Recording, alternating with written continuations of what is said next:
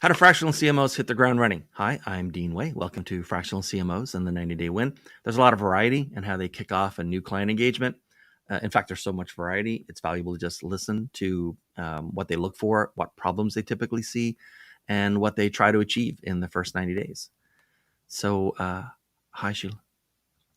Hi, Dean. How are you? Good, thanks. Okay, so let's imagine that there is a hypothetical 1-year engagement, and we'll get to early wins and stuff in a minute. But when you it's day one of your new engagement, right? It's boots on the ground or boots virtually, however it works these days. And what sort of core problems do you typically see or even look for when you start a new engagement at a client? Okay, so for me, we look at problems a little differently than most traditional CMOs. So as a CMO of an experiential marketing company, when we go into companies, we look at how they engage their consumers. So engagement can be through digital side, through social media, through email marketing, all of those things. But we really look at what is the experience.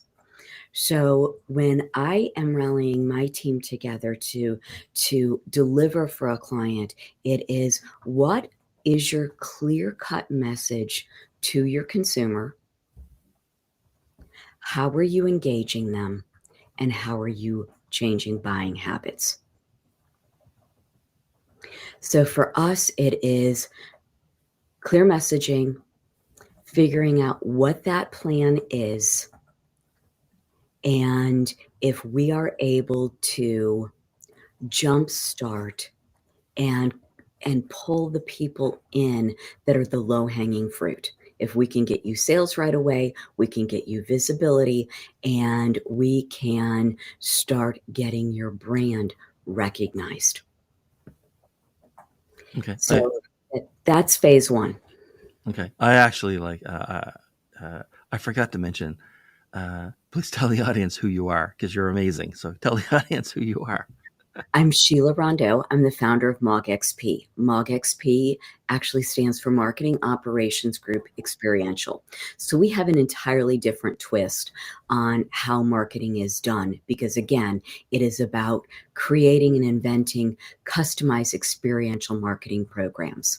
When we work through it, we look at pop-ups, we look at social media, digital, and large-scale in-person events that push to digital and then push back to in-person so that you create long-term engagements. We look at PR and what kind of stunts we're doing, VIP hospitality. So again, it is not necessarily your traditional media. So we're not your traditional fractional CMOs. Okay. Okay. So you had actually also started to talk about in the when we were answering the last question, talk about some early wins as well.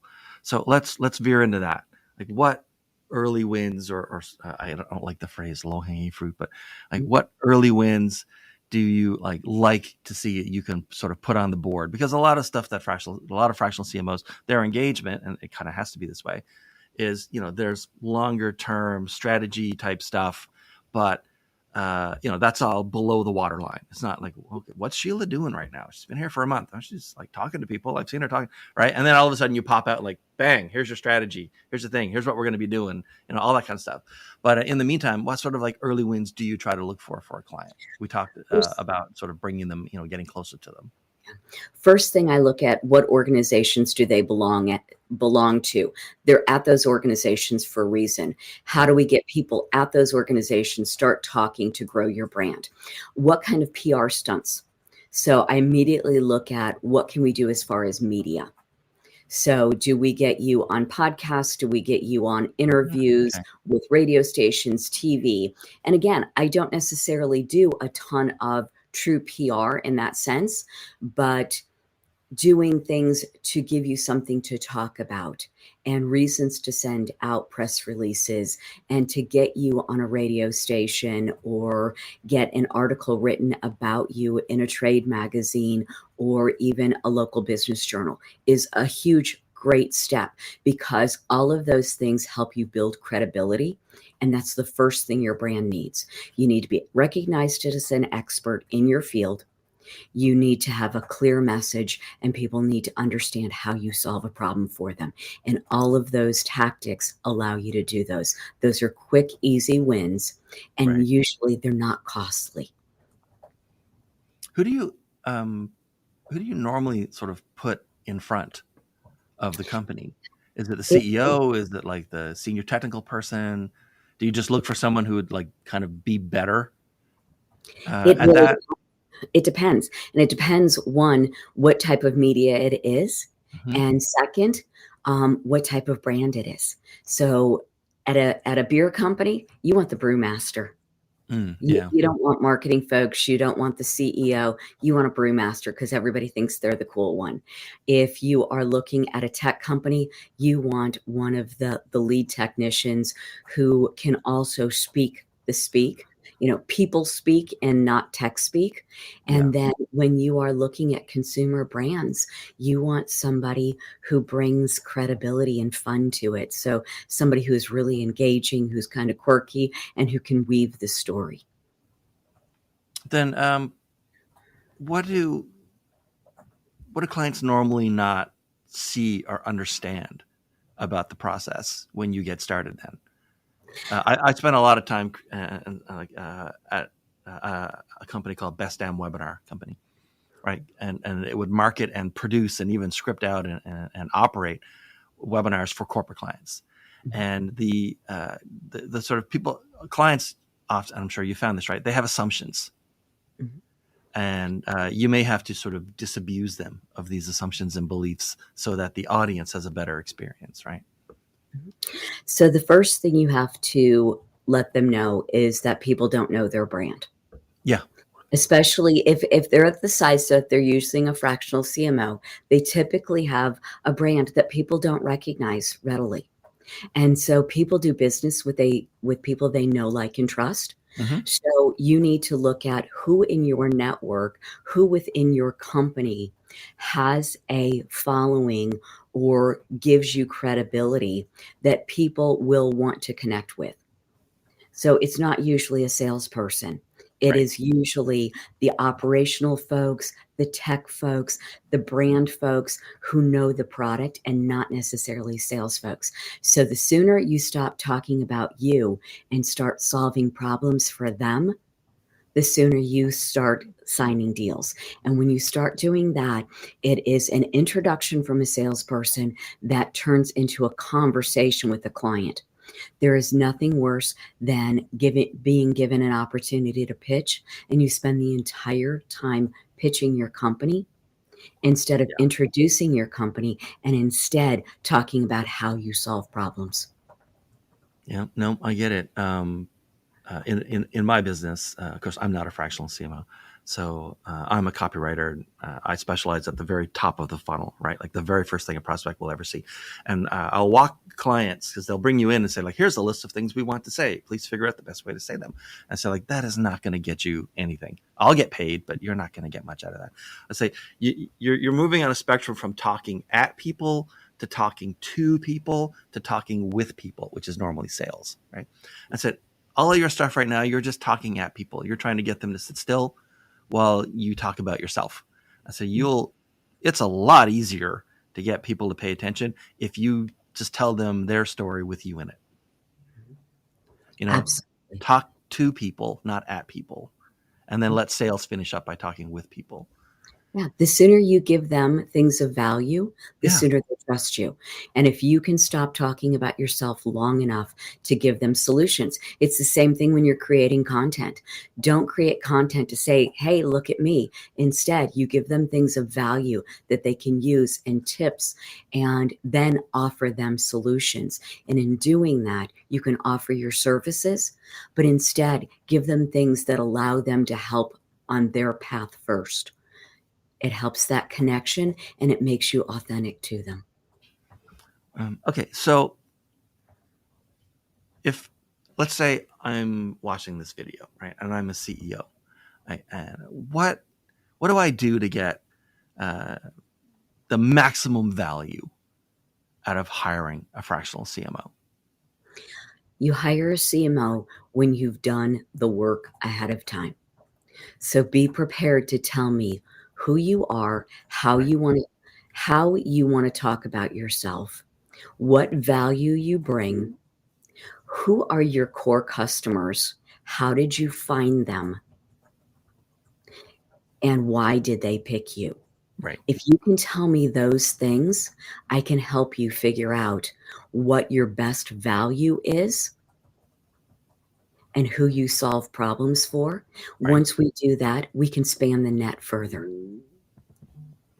Okay, then let's sort of like let's invert that. So, what are the signs when you're talking to a prospective client that they're not ready for someone like you?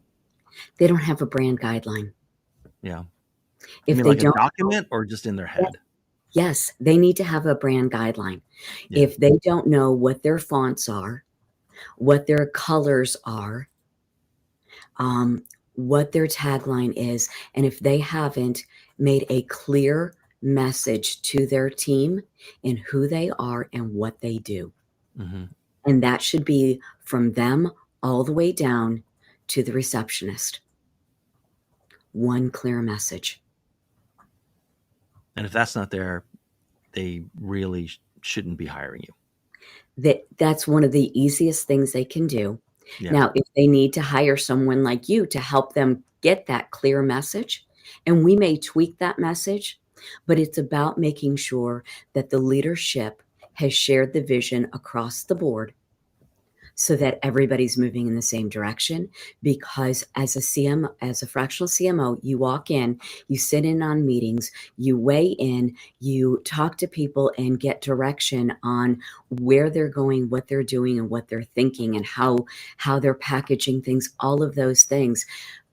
You get different answers from different people, and all Sure. of a sudden you've burned days, weeks, even months. Okay. And by the way, is it hard to like get someone onto a podcast? Like I mean, obviously I have a podcast and I've been a guest on podcasts, but I wouldn't know how to get someone on a podcast that like here, you're my client and you're paying me and I'm going to get you on like these podcasts. Like, I know this is a bit off topic from what we normally discuss in this process, but like, how's that done?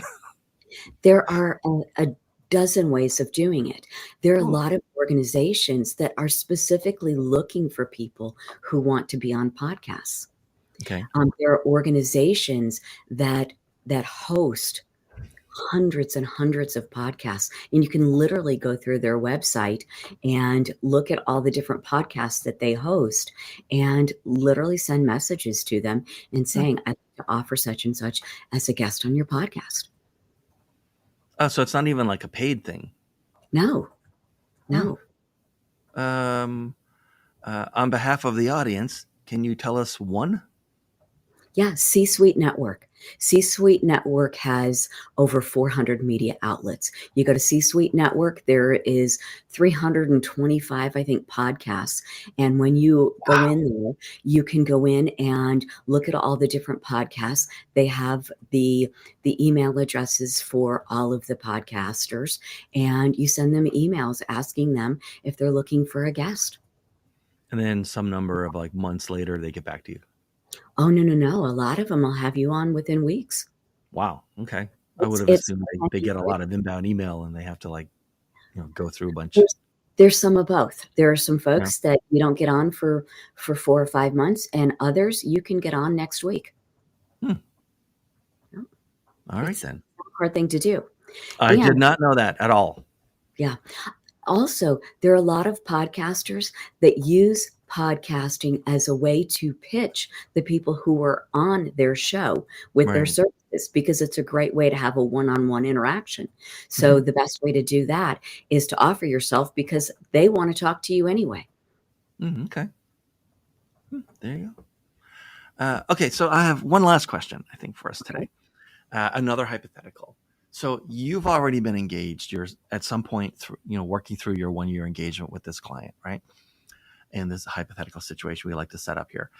The CEO comes to you and says, hey, you and me together, we're going to vet the final candidates for the new head of sales and then decide which one to hire. What are you looking for? What are the green flags and red flags if the head of marketing is already in place and now you're looking for a new head of sales? So for me, I am looking for someone who is less concerned about talking about themselves, Sure. who has a deep Rolodex or connections, whatever it is, I'm old but enough to know what a Rolodex is. Yeah, thank you. but that they have true relationships instead Right. of one and dones. Yeah. Who follows them where they go? Who have they built relationships with? And how quickly can they hit the ground running? And do they have policies in place? Do they have their procedures on sales? An organization that doesn't have a sales manual is a total disaster.